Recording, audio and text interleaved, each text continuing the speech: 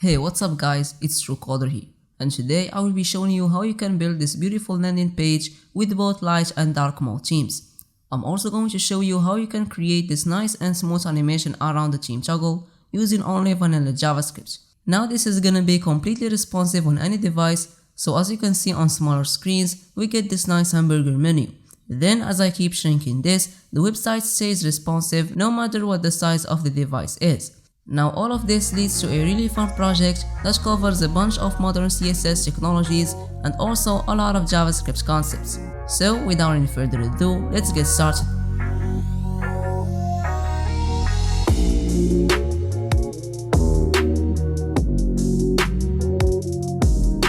Alright, so here I am at my text editor, which is VS Code. As you can see, I already created the project folder. Inside of which we have the JavaScript file, the HTML file, as well as the CSS file. We also have a folder named image. In here we're gonna find all the images that we're gonna use in this landing page. Now if you're following along, which I would highly recommend that you do, you're gonna want to get all of these images. So I will have a link to the GitHub repository in the description where you can get access to these images. Now I'm also opening Google Chrome in the other window. As you can see, we have the live server open in the desktop, and in the other tab we have the demo version of the website that I showed you at the beginning of this video. Okay, so let's get started with the HTML. We're gonna first add the main child, which is gonna be the container. Then in here we're gonna have a div with class of big wrapper, which is kind of another container. So later when we're gonna start making the theme toggle animation, you're gonna know then why we added this additional container. Let's keep going. So now if we go back here, you will notice that the landing page is made of three main parts: the navbar part, the showcase area part, and finally the bottom part where we have the theme toggle button. So right now let's just start with the navbar part. For that I'm gonna add here a header tag, which is gonna be the wrapper of the navbar. I also want to wrap this in a container div as well, because you don't want the navbar to take all the available width on huge screens. Instead you wanna end it at a certain point. So we will have a container that will be about 81 RAM max. Now we're also gonna use this container div in the showcase area and in the bottom area. This way we're gonna keep everything from going all the way to the sides on huge screens. Great, let's keep going. So now inside the navbar we're gonna have the logo in left and the links in right. For that I'm gonna add here a div with class of logo, and just underneath that we're gonna have a div with class of links. Now going back to the logo div, I'm gonna first drop here the logo image, then I'm gonna add an h3 of the info. So now inside the links div, we're gonna add an unordered list tag since we're gonna have a list of links. Then in here we want to have 4 list items where each one of these list items contains an anchor tag. Now we can quickly do that using an image shortcut, so we just have to type li greater than symbol, then a, and that will generate an anchor tag inside a list item tag. But since we want to have 4 of that, I'm gonna put this inside parentheses, then I'm gonna multiply it by 4. Press enter, and there we go. We now have 4 list items where each one of them contains an anchor tag. Great, now let's add here a hash sign to make sure this is not going anywhere. Then let's add here features, so that will be the first link. Now for the second link we're gonna have pricing, and again I'm gonna add here a hash sign. The third link is going to be testimonials, and finally the last link is going to be sign up. Now I'm also going to give this a class of btn, because actually the last link will be a button. Let's save that, and yeah, so that's what we have. Now let's start signing this, but before we need to link here the style.css file. Now in our style sheet, let's start off with a reset. So we're gonna use the universal selector to select every element we have in the HTML. Then in here we're gonna set padding to 0, margin to 0, and also box size into border box. This way when we add some padding or margin to an element, its width will not be affected by that padding and margin. Hit save, and as you can see there is no more paddings or margins on the links. Now the specific font that we're going to use is called Poppins. So let's go to Google Fonts, then let's search here for Poppins, click on that. Now we will select the styles that we're gonna use, like so. Then we're gonna grab the import syntax right here and put that right in our CSS. Okay, now we can go ahead and select the body element. Then we can set font family to Poppins sans serif. Hit save and that will change our font. Great. Now underneath that I'm gonna select all the images that we have. Then here I want to add a width of 100%, which will keep the images within their container.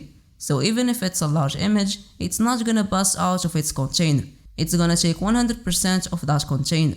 Now I also want to get rid of the ugly underline on the links. So I'm gonna select here the anchor tags. Then I'm gonna change text decoration to none. Save that, and as you can see the logo image is now taking the full width, and also we don't have any more that ugly underline on the links.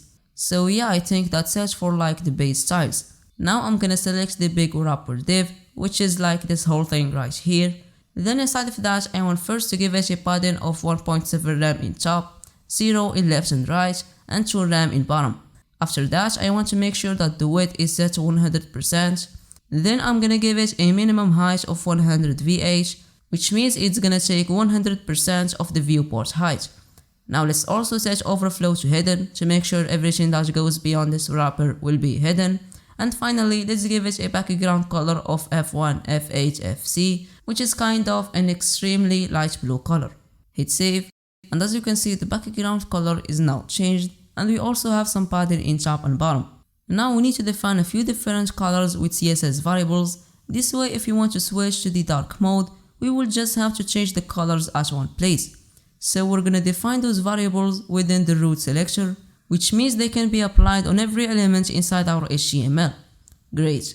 Now the first color that I want to define is the primary blue color. So I'm gonna say here dash dash because CSS variables must start with 2 dashes, and then the variable name, which is in our case main color, add a colon, and here we're gonna put our color 64BCF4, which is the main blue color that we see on the landing page. So yeah, that was the first variable. Let's move now to the second one. So it's gonna have a name of hover color, and the actual color is gonna be 5BACDF, which is the same main blue color but a little bit darker. So we're gonna use this variable when we hover on the buttons or the links. After that we have the background color. So let's drop here the color that we just used on the big wrapper div. Then we're gonna have a variable with name dark1, and it's gonna be 312F3A. Next we're gonna have another dark color, but this one is less dark than the previous one. So let's name this dark2, and we're gonna set that to 45424B. We're also gonna have a light one variable, and that will be 919191. And finally we're gonna have another light color, but this one is less light than the previous one. So yeah, I think that's it for our variables. So going back to the big wrapper div, we can now remove this, and instead we can use the background color variable. So in order to use a CSS variable, we type var dash dash, then the name of our variable, which is in our case background color. Save that, and as you can see we still get the same result. Great. Now I think we should make this logo smaller. So back here I'm gonna select the image that we have inside the logo div. Then I'm gonna make its width equal to 40 pixels. Save that, and now it's smaller. Nice. Let's move now to the container div, which is this thing right here. So right now if I give it a background color of red, you will notice that it's taking 100% of the viewport width, which means that the navbar is always gonna be way over to the sides on huge screens. So to fix that, we will make a container that will be around 81 rem wide. This way the navbar is gonna be like from here to here. So underneath that we're gonna add a max width of 81 rem, which means the container cannot be larger than that. But on smaller screens that are less than 81 rem wide, we went in to make sure that the container is taking 100% of the screen width. Save that, and as you can see the navbar is now 81 rem wide, but if I'm gonna shrink the screen, like so, you will notice that the navbar will shrink too, taking up 100% of the screen width. Great. Now we still need to push that to the middle, so back here I'm gonna set margin to 0 for top and bottom, and auto for left and right. Hit save, and there we go, the container is now at the middle.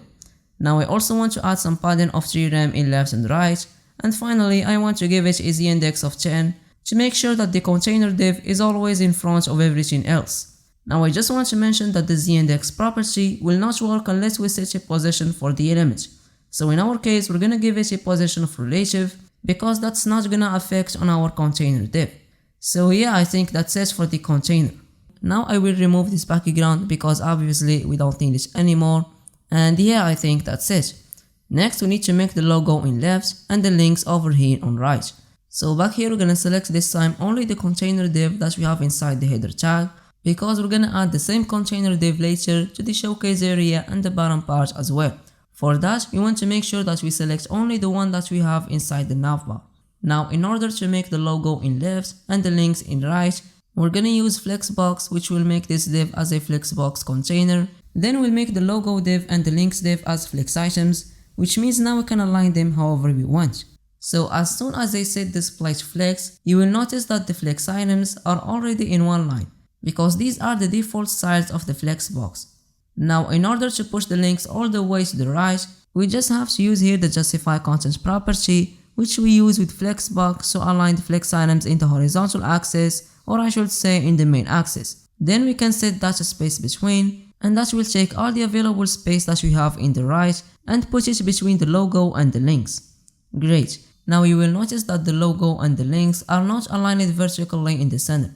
So to fix that, I'm going to use another flexbox property, which is align items, and that will allow us to align our flex items in the vertical axis. So if I set that to center, our flex items will be then perfectly aligned in the center. Nice. Let's fix now the logo and make it look like this. So we're going to select here the logo div, which is this thing right here. Then I'm gonna add the display flex. This way we're gonna have the H3 beside the image. I'm also gonna add align items center to make sure they both will be aligned vertically in the center.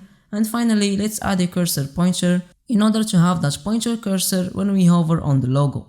Great. Now I think we need to make this H3 a little bit bigger. So back here we're gonna select the H3 tag. Then inside of that, I'm gonna first change its color to the dark show variable. Then I'm gonna increase its font size to 1.55 rem. Let's also change the line height to 1.2. And finally, let's change the font weight to 700 to make it a little bit bolder, like that. After that, I'm gonna go to the image and give it a margin right of 0.6 rem. This way we're gonna have some space between the image and the H3 title. Then a margin top of minus 0.6 rem in order to push it a little bit up, like so. After that, we want to make all these links in one line. So I will go to the UL element, like so. Then I'm gonna set display to flex, and that's it. Now we want to get rid of these ugly bullets. So back here we just have to set list start to none, and that should fix it. I'm also gonna set align items to center, just to make sure that our links will be aligned vertically in the center. Great. Now let's style those links. So below that, I'm gonna select each individual link inside our navbar. Then in here, I want first to change their color to the light 2 variable. I also want to give each one of them a margin left of 4.5 rem. This way we're gonna have some spacing in between the links. And finally, I want to give them a display of align block, just to make sure that the paddings and margins will be respected, because actually the default value, which is align, does not respect those paddings and margins. Great, so that's what we have. Now we need to make this last link look like this, like a button. So if you still remember, we already gave that link a class of button. For that, I'm just gonna say here .btn. Let's open this. So now all the stylings that I'm going to specify inside of that will be applied on the last link, and also on the other buttons that I'm gonna give them the same class. So in here, I'm gonna first set display to align block. Same story again, I want to make sure that the paddings and margins will be respected. Then I want to give it a padding of 0.9 rem on top and bottom, and 1.9 rem on left and right. After that, I want to give it a color of white.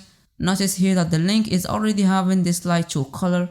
So to make sure this white color will overwrite the previous one, I'm gonna add beside this an important declaration. Great. Let's also add a background color of the main blue color variable, like so. And finally, let's add a border radius of 16 pixels, and let's also make sure that the text will be capitalized. Great. Now we still need to add some hover effect to this. For that, I'm gonna say here .btn hover. So when we hover on the button, we want to change its background color to the hover color variable. Let's not forget to add here a transition of 0.3 seconds to make sure we get a nice and smooth hover effect, and there we go. Now these links are also gonna have their own hover effect. So going back here, we're gonna select again the links, but this time we're gonna add the hover selection. So when we hover on the links, we want to change their color to the hover color variable, and we also want to make them a little bit bigger. So for that, I'm gonna add a scale of 1.05. Again, let's not forget to add a transition to this. And there we go, we have now a nice and smooth hover animation on the links. But we still have a problem. As you can see, the last link has also that scaling animation. So to fix that, we just have to make sure here that scale stays equal to 1 on hover, and we're also gonna add the important declaration to make sure that this property will override the previous one. Hit save, and the problem is now fixed. So yeah, I think that's it for the navbar. Let's add now the rest of our landing page. So going back to the HTML file, I'm gonna add underneath the header a div for the showcase area and another div for the bottom area. Now inside the showcase area, as you can see, we're gonna have two parts, or kind of two columns. So we have the left part that contains the title and all that stuff, and then we have the right part that contains the image. For that, I'm gonna add here a div for the left part and a div for the right part, like so. So inside the left part, we're gonna first have a div with the class of big title, and this is basically gonna be the wrapper of the two big headings. Now the first heading is going to be future is here. Then underneath that, we're gonna add the second h1 heading, and this one is going to say start exploring now. After those two headings, we're gonna have a small paragraph with class of text. So let's just add here a random lorem text of 19 words. And finally, we're gonna have a button. So I'm gonna add here a div with the class of CTA, which will be the wrapper of our button. Then inside of that, we're gonna add an anchor tag with the class of button, and we are going to say here get started. So yeah, that's it for the left part. As you can see, the button is already looking fine, and that's because we already gave it that btn class. Now let's add the image that we have inside the right part. So inside the right div, I'm gonna drop the person image, like so, and let's make sure we give it a class of person so that we can select it and style it inside our CSS. Great, so there is our image. Let's move now to the bottom area div. So in here, we're gonna add first the container div, because again, I don't want this to go all the way up against the screen. I wanna have that h1 rem container like we did with the navbar. Oh, I think we forgot to add the container to the showcase area as well, because as you can see, the showcase area is also gonna start from here. So let's go back here and add that container div inside the showcase area div. Then let's move all of this inside of it. Great. Now going back to the bottom area div, we want to have inside of that the theme toggle button. So I'm gonna add here a button tag with class of toggle button. Then here we want to have two font awesome icons, which are the moon icon and the sun icon. So let's move to the font awesome website. Then let's first search here for the moon icon. There is it. So let's copy this line of code, then let's paste it here. And this time we're gonna search for the sun icon. There is the one that I wanna use. So I'm just gonna grab this and put it right underneath the moon icon. Great. Let's save that. And there is our toggle button with both moon and sun icons. Nice. Let's now start styling this. So going back to the CSS file, I'm gonna select the container div of the showcase area, which is all this thing right here. So as you can see inside the showcase area, we're gonna have kind of two columns. For that, I'm gonna give the container div a display of grid, which means now this container div will turn into a grid container, and its direct children, which are the left div and the right div, will turn into grid items. After we set display to grid, we can now create different columns and rows inside the grid container, and then align and organize our grid items within those columns and rows. So to create columns, we use the grid template columns property. Then in here, we specify how wide our columns will be. In our case, we want to have two columns of 1FR. As you can see, we used here the fraction unit. So basically 1FR or 1 fraction means 1 part of the available space. 2FR means 2 parts of the available space. So since both columns want to have 1 part of the available space, that means they are both going to have 50% of that space. Save that, and as you can see, we have now 2 even columns that both take 50% of the grid container width. Now one more cool thing about CSS Grid is that we can use the align items property, which we saw before in flexbox, to align vertically the content of each column. So if I set that to center, it will push the content of each column vertically to the center. Now we can also set justify content to center, and that will make sure that the columns will be horizontally centered. Great. Now there is a cleaner way to define multiple equal columns, and that is by using the repeat function. So let's say repeat twice, 1FR, and now we have much more contents and readable code. Hit save, and as you can see, we get the same result. Great. Now if we go back to the final version, you will notice that we're gonna have the navbar at top, the bottom area at bottom, and then the showcase area at the middle. So to achieve this alignment, I will go to the big wrapper div, which is the direct parent of the navbar, the showcase area and the bottom area divs. Then I want to give it a display of flex. As you can see, all the children, or we should say all the flex items, are now in one row, because again these are the default values of the CSS flexbox. So to fix that, I'm gonna change flex direction to column, and that should fix it. Now after we change flex direction to column, the main axis will also change from horizontal to vertical. In other words, justify content will not align anymore the flex items in the horizontal axis. Instead, it will align them in the vertical axis. Same thing with the align items property. So if I set justify content to space between, it will put a space between our flex items, but most importantly in the vertical axis. So yeah, this is the alignment that we want to achieve. Now let's start styling this showcase area. So first I'm gonna select the big title div, which is the wrapper of the two H1 headings. Then in here I want to change font size to 1.4 rem, color to the dark one variable, and finally text transform to capitalize to make sure that the first letter of each word will be in uppercase. Great. Now I also want to decrease the space that we have between these two headings. So to do that, I just have to change here line height to 1.4 and that should fix it. Let's sign now this text. So back here I'm gonna select this time the text class.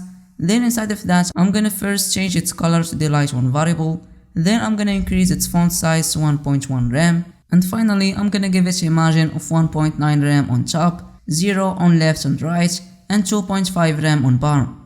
Hit save and there we go. Now as you can see here, the text is going to end somewhere here and it's not going to have 100% of the column width. For that I'm gonna give it a max width of 600 pixels and that's it. Now we still need to make the spacing between the text lines a little bit bigger like we have here. So for that I'm just gonna increase line height to 2.3 and that should fix it. Now I also want to give this button some shadow. So going back here I'm gonna select the button inside the showcase area, like so. Then I'm gonna say box shadow and I'm gonna add 0 for the horizontal offset, 0 again for the vertical offset, which means now the shadow will be right behind the button. After that I'm gonna set blur to 40 pixels. Then I'm gonna set shadow spread or shadow size to 2 pixels. And finally for the shadow color, I'm gonna set that to a very transparent black color. Hit save and now we have a nice transparent shadow on the button. Let's move on now to this image and make it look like this. So we're gonna select here the person class. Then inside of that I'm gonna first increase width to 123%. Then I'm gonna say transform translate and I wanna move it 50% towards right and 25 pixels towards bottom. Hit save and there we go. Now last thing we have here is this toggle button. So let's go back to our CSS and underneath that we're gonna select the toggle button like so. Then in here I'm gonna first set display to online block so that the margins and paddings will be respected. After that I'm gonna remove the ugly border. Then I'm gonna change background color to the dark show variable. I'm also gonna change color to the background color variable. And finally I'm gonna remove the outline. Then I'm gonna give the button that pointer cursor on hover. There you go. Now we're not going to have both icons visible like so. We need to hide an icon and keep showing the other one. So since we're gonna have the light theme by default, I'm gonna hide the sun icon for now and keep the moon icon. Then when we switch the dark theme, I'm gonna show again that sun icon and hide the moon icon. So inside the toggle button, I want to select the I tag, specifically the last child. So if you go back here, that will select the sun icon because as you can see it's the last child inside its parent. Then in here I want to set display to none and that will hide the sun icon. Great, let's keep styling this button because it's looking horrible right now. So below that I'm gonna set a height of 39 pixels, a width of 39 pixels as well. Then I'm going to set border radius to 50%, this way we're gonna have a circle shape. Let's also increase font size to 1.1 rem. And as you can see the button is now circular and also the icon is now a little bit bigger. But you will notice that the icon is not vertically centered. So to fix that I'm gonna select both moon and sun icons because we want this to be applied on them both. Then in here I want to give them a line height equal to the height of the button, which is 39 pixels. Save that and now it's perfectly centered in the vertical axis. Great. Now we still need to add some hover effect on this button. So back here I'm gonna first give it a transition of 0.3 seconds to make sure we have a nice and smooth animation. Then underneath that we're gonna select again the toggle button, but this time we're gonna add the hover selector. So when we hover on the button, we want to change its background color to the main color variable. Great, so there is our hover effect. Now before moving on to the team toggle animation and the other stuff, I wanna add this transparent shape behind the button. So for that I'm gonna go back to the HTML file, then inside the big wrapper div, I'm gonna drop that shape image like so, and I'm also gonna give it a class of shape. Save that, and there is the shape image. Let's now fix this inside our CSS file. So below that I'm gonna select the shape image, then in here I'm gonna first set position to absolute. This way we can move our shape however we want inside the big wrapper div without affecting on the other elements. Now I'm also gonna give the big wrapper div a position of relative to make sure that the shape image will be positioned relatively to this big wrapper div. Now I also want to mention that position absolute completely remove the elements from the document flow, which means our shape image will be in front of everything else inside the landing page. So to make sure it's gonna be behind, I'm gonna give it a z-index of 0 because the other elements have a higher z-index, which is 10. Hit save, and as you can see the shape image is now behind the content of the landing page. Great, let's keep going. So after that I'm gonna give it a width of 500 pixels like so. Then I'm gonna set bottom to -180 pixels, left to -15 pixels. This way it's gonna move 180 pixels backwards from bottom and 15 pixels backwards from left, like so. And finally I'm just gonna decrease the opacity to 0.1, this way it's gonna be transparent. So yeah, I think that's it for our landing page. Let's now start working on the team toggle animation and the other stuff. So first thing I'm gonna do here is define these variables within the light class selector, since these colors are for the light team. Then I'm gonna add that light class to the big wrapper div. Hit save, and as you can see we get the same result. Now it's time to add the dark theme, because actually right now we only have the light theme. So the way that we're gonna switch between light and dark theme is by changing the class of the big wrapper div. So if you want to switch to the dark mode, we're gonna remove the light class and add a class of dark. Then if you want to switch to the light mode, we're gonna remove the dark class and add the light class. So underneath that we're gonna define a class of dark. Then in here I'm just gonna copy and paste the same variables, but I will override some of this information with the colors that I have defined for the dark theme. So first we have these two primary colors, so I'm not going to modify them. Then for the background color, I'm gonna change that to 192E3A, which is a very dark blue color. After that I'm gonna change this dark 1 variable to some light color like F3, F3, F3. Same thing with the dark 2 variable, so we're gonna have here FFF, which is the white color. Then for the light 1 variable, I'm gonna change that to CCC, which is a light gray color.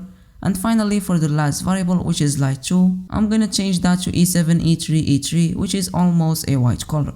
So now after we change the colors from here, they will change everywhere else we use them in the landing page. So yeah, this is the coolest thing about CSS variables. Hit save and nothing changes. And that's because we still need to replace here this light class with dark. Save that, and there we go, the dark theme is now done. Great. Now we still need to change this toggle button icon to the sun icon like we have here.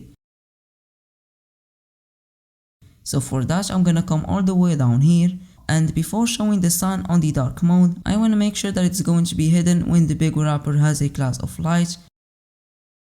And I also want to make sure that the moon icon will be visible. Now when the big wrapper has a class of dark, I want to first make sure that the last child, which is the sun icon, will be visible by changing its display to block. Then I want to hide the first child, which is the moon icon, so I'm gonna change here display to none. Great, so as you can see at the dark mode we have the sun icon, and when I will bring back the light class, as you can see the sun icon goes and the moon icon appears again. Great, let me bring back the dark theme. So now we're at the point where it's time to implement some JavaScript to allow the user to change the theme dynamically by clicking on this toggle button. So this is where the things will go a little bit tricky, because we're going to make this overlay animation around the theme switch. So if we're just gonna have a simple fade animation, we will just have to give the element some transition, then toggle between adding and removing the light and dark class on JavaScript. But since we're going to add this animation, we're gonna need to clone the whole landing page and give it either light or dark class based on the current theme. Then we're gonna need to put it right in front of the original landing page and give it a clip path animation so we have a nice overlay animation. Now this is maybe gonna sound complex for now, but don't worry, I will be explaining everything step by step. Now inside the JavaScript file, we need first to grab all of the needed elements from the DOM. We have first the toggle button. For that I'm gonna say here document.querySelector. Then in between these two parentheses, we need to specify selector for the elements that we wanna target.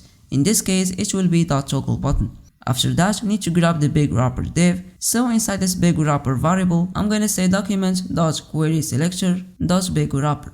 And the last element we need to target is the main tag. So as you can see, I'm gonna place this one inside a constant and not inside a variable like we did with the toggle button and the big wrapper, because we're not going to modify or change the value of this constant later, unlike the toggle button and the big wrapper that I'm going to change their values later. So yeah, these are all the elements that we need to grab from the DOM so far. Now let's go ahead and give the toggle button an event listener of click. So whenever we click on it, we want to run a function, and this function will be toggle animation. Now we still need to define that function, so above that I'm gonna define a function named toggle animation with no parameters. Then in here I'm just gonna display an alert box of hello so that we make sure that everything is working fine for now. Save that and let me just open here the console, like so. And now I'm gonna click on this toggle button and nothing happens. I think we didn't import the JS file inside our HTML. Exactly, so let's add here a script tag, then let's just say inside of that app.js, which is the name of our JavaScript file. Let's try that now, and as you can see the alert box has finally appeared. Great, so after we make sure that the click event is working fine, it's time now to clone the whole landing page. And the way for doing that is pretty much easy.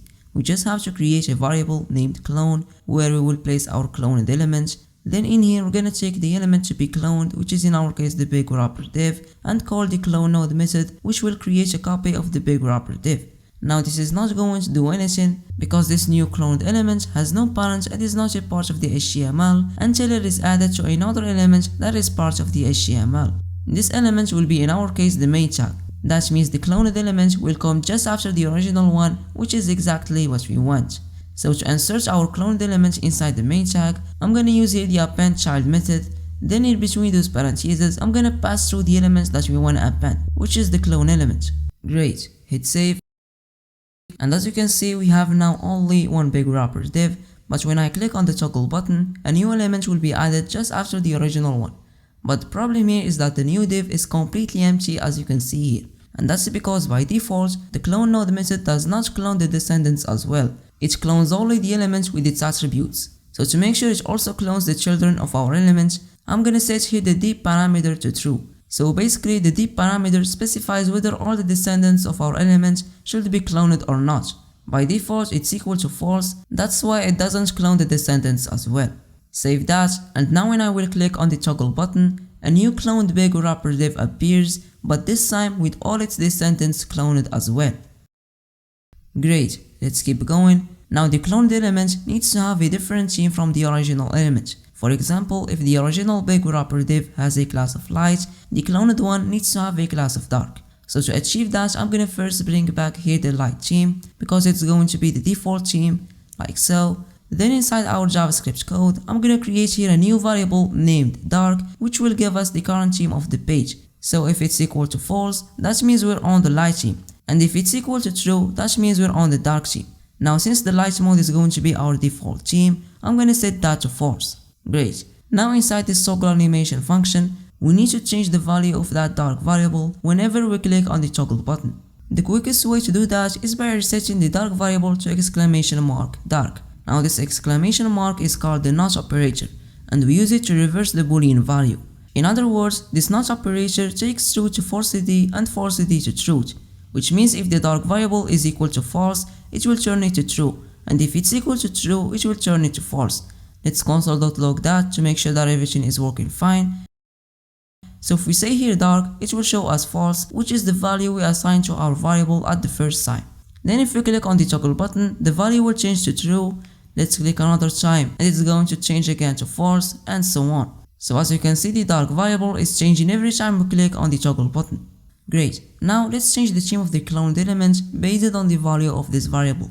So back here I'm gonna remove this console.log because we don't need it anymore. Then underneath that we're gonna add an if statement.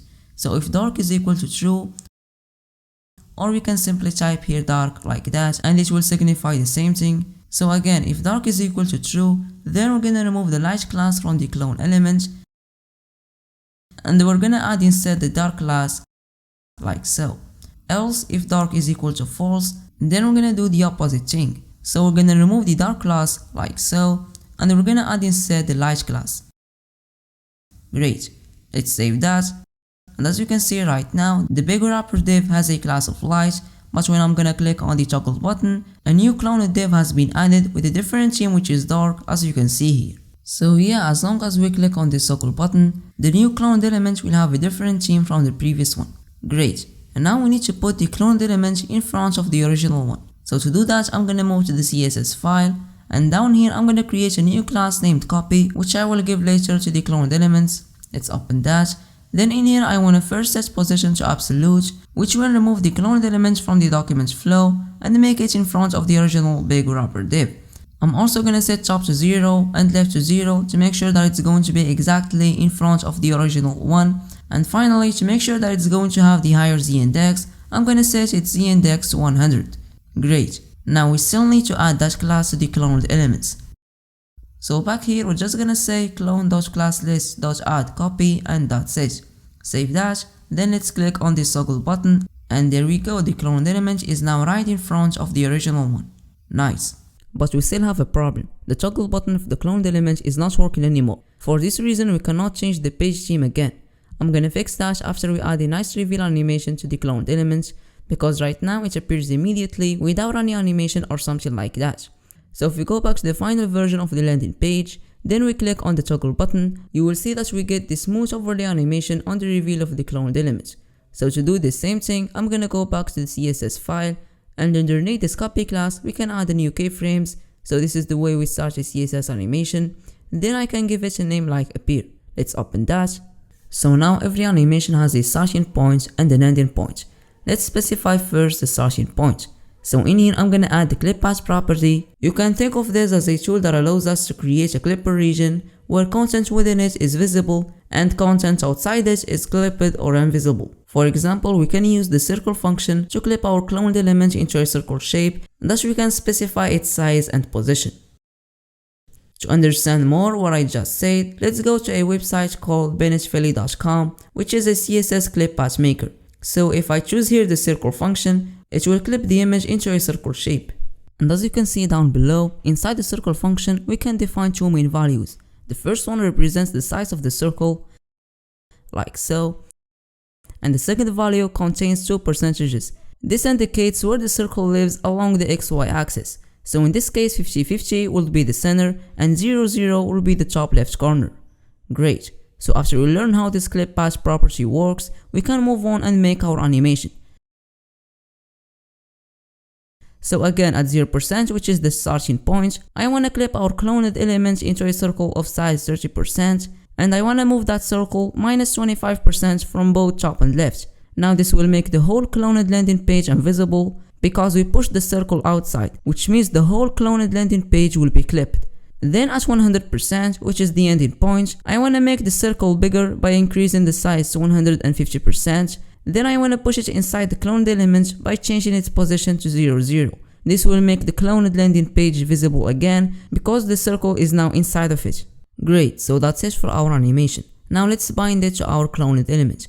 So inside the copy class, we can use the animation property to call the appear animation. So we need first to specify the animation name, which is again appear. Then we can specify its duration. So let's do 1 second. We can also specify how many times the animation should run. In our case, we want it to run only one time. And finally, I'm gonna set something called animation fill mode to both, which means that the cloned element will get the silence set at the starting point before the animation starts, and it will retain the silence set at the ending point when the animation ends. This way we make sure that the cloned element will be invisible before the animation starts, and we also make sure that it stays visible when the animation ends. Great. Hit save, then let's reload the page. After that, let's click on the toggle button and look at that, our animation is now done. Let's reload the page one more time, then let's click again on the toggle button and there we go. Now before we move on and fix the toggle button problem, we still have to do one more thing. So at the point where the overlay animation ends, we need to remove the previous big wrapper div that has the light theme, because after the animation ends, it becomes useless. And we also want to remove the copy class from the cloned element, because after we remove the previous big wrapper div, we want the cloned element to go back to its normal state so that it can also be cloned later. For that, I'm gonna go back to our JavaScript code, and underneath that, we're gonna take again the clone element, then we're gonna give it an event listener of animation end. Now this event will occur when the reveal animation has completed. So as soon as the animation ends, we wanna run here an arrow function, and all this is going to do for now is console.log a message of hello, just to make sure that the event listener is working fine. So let's open here the console, like so, then let's click on the toggle button. So at the point when the animation ends, the console will show the hello message, which means that our event is working fine and we can move on. So back here, instead of consoling.log a hello message, we wanna get the big wrapper element, which represents here the previous element that has the light theme. Then we're gonna add the remove method. This way we make sure that the previous element will be removed after the animation has completed. Not only that, we also want to remove that copy class from the cloned element. So for that, we're gonna get the clone element, get the class list, and after that we're just gonna remove the copy class.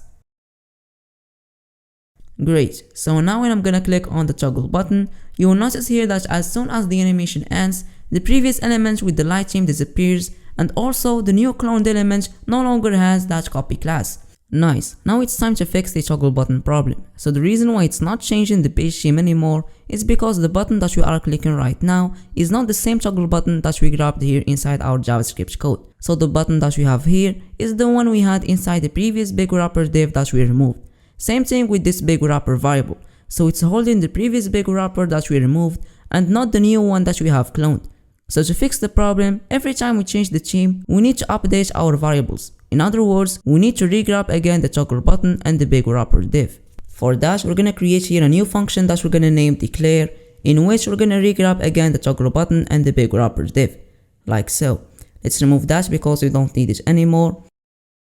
So now every time we need to regrab again our elements, we just have to call this declare function.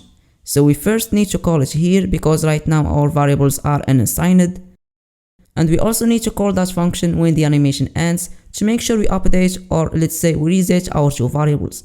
Hit save and let's click on the toggle button for the first time. Nothing important here, but when we're gonna click on the button for the second time, it's still not changing the theme. I think we need to attach this event listener to the new toggle button every time we change the theme, because it will always be attached to the first toggle button. So for that, we're gonna do the same thing we did with the variables. We're gonna create a function named events, in which I'm gonna place our click events and also the event listeners that I'm going to specify later. Then underneath that, I'm gonna call that function because right now our toggle button doesn't have any click events, and I'm also going to call it here so that every time the toggle theme animation ends, we make sure that the new toggle button has that click event. Save that now and let's see what's gonna happen when we click on the toggle button for the second time. There you go, it's working perfectly now, and we can toggle the theme as many times as we want. Nice. Now to make sure that we're not facing any problem while changing the theme and scrolling the page at the same time, we can for example disable scrolling when the toggle animation starts and enable it again when the animation ends. So going back to our CSS code, I'm gonna create here a class named stop scrolling, which will disable the page scrolling when we add it to the body element. Now in here we can prevent page scrolling by setting the height of the entire body to the full height of the viewport and then hiding the overflow. Great, let's add that class to the body element.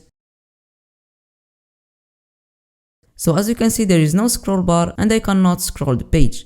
Nice. Last step is adding this class to the body element when the animation starts and removing it when it ends. For that, I'm gonna move to the JavaScript file. Then inside the toggle animation function, we need first to get the body element. We can do that by saying document.body. Let's also get the class list. Then let's just add the stop scrolling class. So now as soon as we click on the toggle button, the stop scrolling class will be added to the body element, which means we cannot scroll the page anymore. After that, we need to remove it when the animation ends to make sure we can scroll the page again. So at the point when the animation ends, I'm gonna get again the body element, then I will remove that stop scrolling class. Let's add here an R, then let's save that. So as you can see, as soon as I click on the toggle button, I cannot scroll anymore. But when the animation ends, I can normally scroll the page again. You will also notice that the scroll bar disappears and appears again when the animation has completed. Great. So yeah, I think that the toggle animation is now done. And we can move on to the next and the final step, which is making this responsive on smaller screens. Now I just want to mention that I'm not going to explain with my voice in this section. Instead, I'm just going to use comments because actually there is nothing complex or important in that section except for the hamburger menu, which as I just said, I'm going to explain each step using comments. So yeah, if you reach this point of the video, make sure to leave a like if you want to support me, and let's start working on the responsiveness. Step on the land, I've got your hand, and now we're way down, fade out low. Was it your plan? Can't understand. I love the air you bring, everything. I'm in the sun, our fire is burning. You tell me to hold on tight. I wish that we could stay here forever. I wanna remember. Oh, the sight of you brings the fight in me, makes me wanna move. Fingers down your spine, looking in my eyes, feel your hands on mine. Tonight we're freer than ever. I wanna remember. Oh, we run every endeavor. I wanna remember.